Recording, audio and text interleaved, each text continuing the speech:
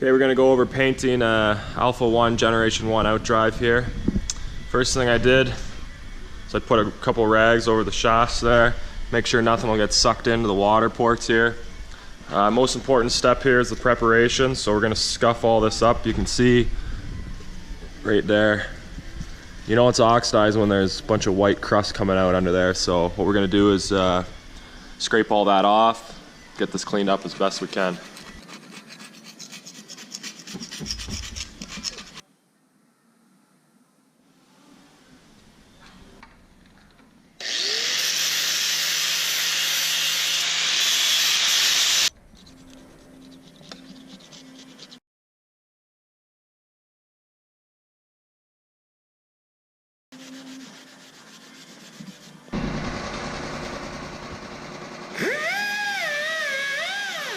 Well, after a couple hours of work, this is what your drive should look like. Nice and sanded down.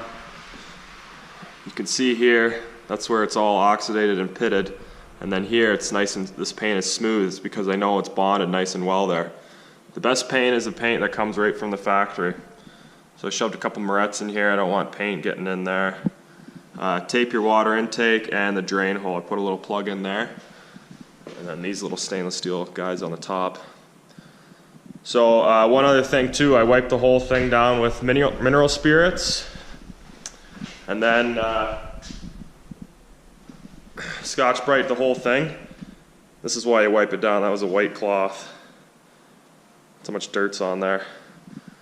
We need a self-etching primer here because it's aluminum. So we'll see how Rust-Oleum does. Primer goes on there pretty easily. Just spray it on. Now we're going to wipe the whole thing down with a Scotch-Brite pad, then use a tack cloth. And then we'll move on to the paint. You need a good implement paint here with built-in enamel, so I just picked up this farm paint.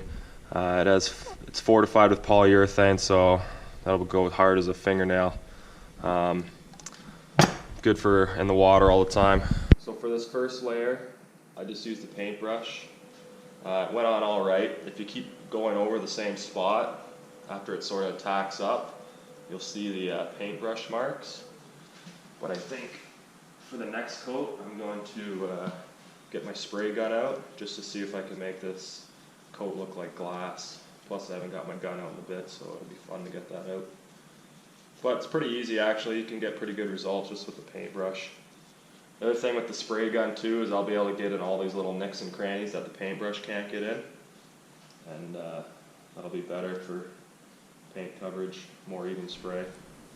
Just finished up the spray gun, sprayed the propeller at the same time. Looks pretty good. I had to remember the settings on the spray gun, but once I got the stream of paint right, it turned out to be pretty good. No runs, sprayed fairly well. Hopefully this video helps someone out, and see you next time.